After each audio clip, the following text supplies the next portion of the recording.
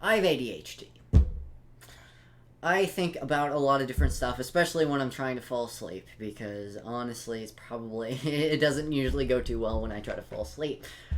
But one thing I've been thinking a lot about is parallel universes. How basically every franchise isn't a universe. It's not like the the DC universe. It's the DC multiverse because they have their own infinite Earths, and in reality, if we had our own infinite Earths, technically, they would have their own infinite Earths. But I started to think about something about how it really didn't make sense, and I started to think, wait a minute, is it a paradox? So riddle me this: is having infinite universes in any sort of media, is it a paradox?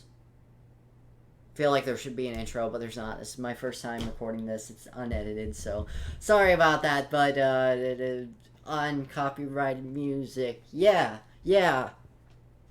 Dab. No, I'm kidding. No, I promise I'm not that cringy. Anyways, so parallel universes are a thing in most universes. Basically, if you don't know what it is, take this Cheetos bag, for example. I'm going to pull 2 Cheetos out. I could have pulled 3, I could pull 4, I could have pulled all of them out, put them all in my hand. All that sort of stuff.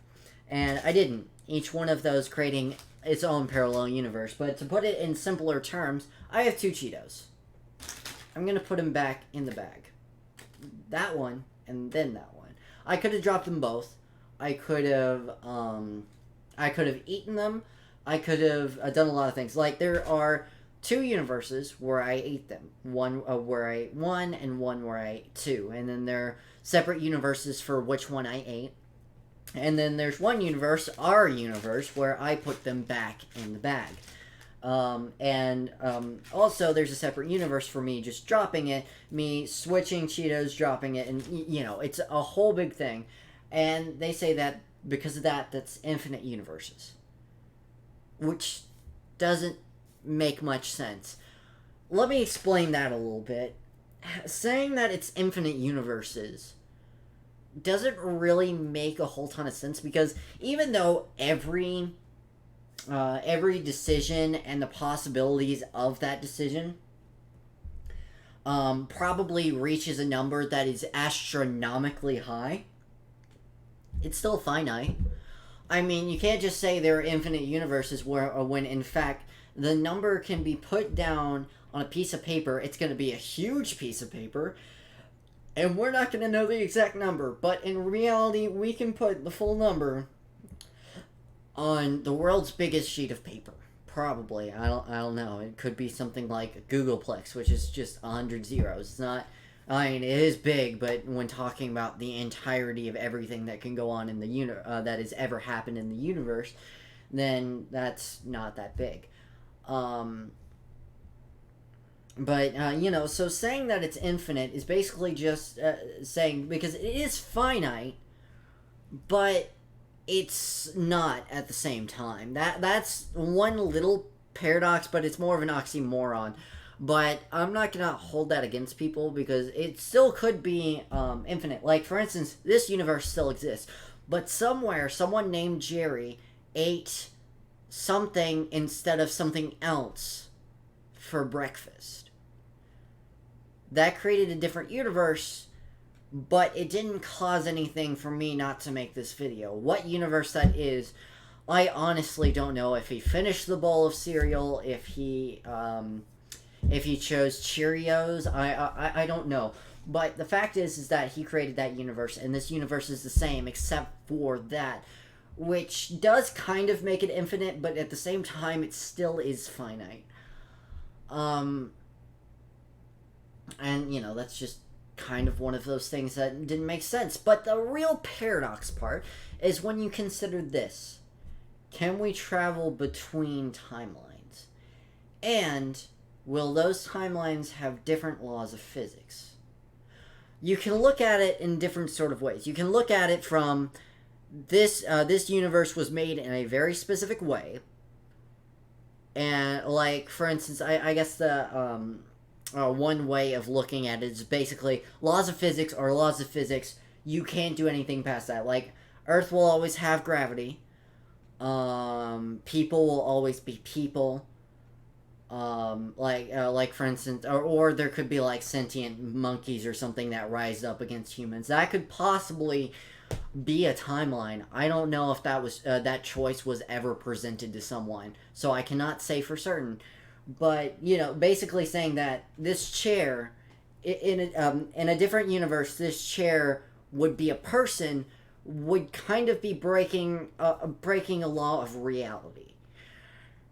Or you could look at it the way Rick and Morty look at it, where everything is a blender in one universe, where chairs sit on people, order pizza or order cell phones with pizzas. They eat the cell phones, they call with the pizza, they sit on the people, and they are chairs.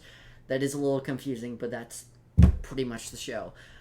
If you say that, then of course the number is going to go up so much higher, because there's not infinite, but still there's not infinite things in this universe, so that is still technically finite, even though again the number is incredibly high. But if you said that it was truly infinite, that means there would be multiple of the same timeline, which wouldn't really make sense. So technically the infinite reality thing wouldn't exactly add up. But one other thing, the way Rick and Morty looks at it, which is something I'm going to be saying, or hey, heck, actually DC is probably a better example. Saying that you can travel between timelines is the part that is a paradox. Because if you could travel in timelines, that's probably breaking a law of physics, breaking a law of reality. By doing that, you're breaking that. But if they're infinite timelines, then someone out there has created a way, probably accidentally, to travel between timelines. Here's the problem with that. Which timeline are they going to go to?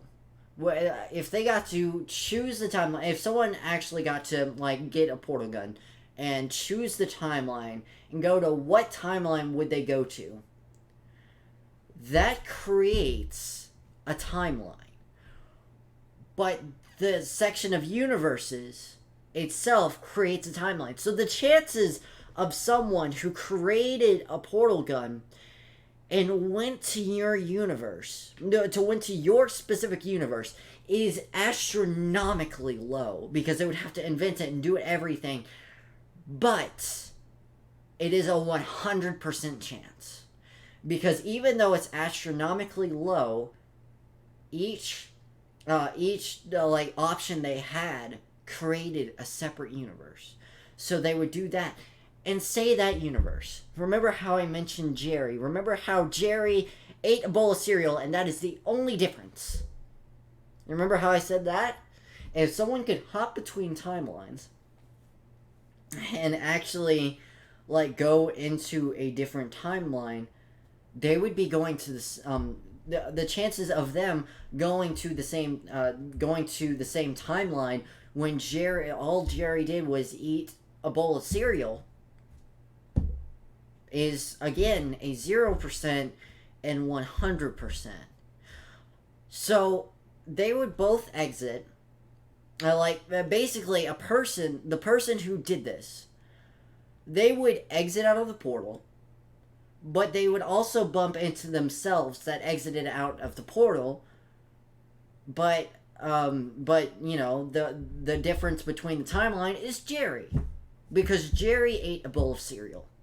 That is the only difference. Doesn't make a bit of difference, except for he ate a bowl of cereal. So, yeah, I mean, they would bump into each other. If they collided, it could tear a universe apart. They could just bump into each other. But actually, what would probably happen is they would somehow combine into each other But it's like basically saying that if this tissue right here, this tissue, sure, um, if this from a parallel universe went in, but again, Jerry screwed everything up. Thanks, Jerry, and went in, and they would be the same thing. The same matter would be exiting out. So basically, the tissue would be inside the tissue, but they would both be inside each other, causing something to happen. And there's also a different timeline where they decided to wait a second, and then they bump straight into the back of each other. And if you're talking about changing the laws of physics and the laws in general, there's a universe out there that if you bump into a clone of yourself, or bump into anyone for that matter, then the entirety of your universe explodes. Everything dies. And, you know, you have the problem of literally infinite people coming out of a portal, basically killing themselves doing it.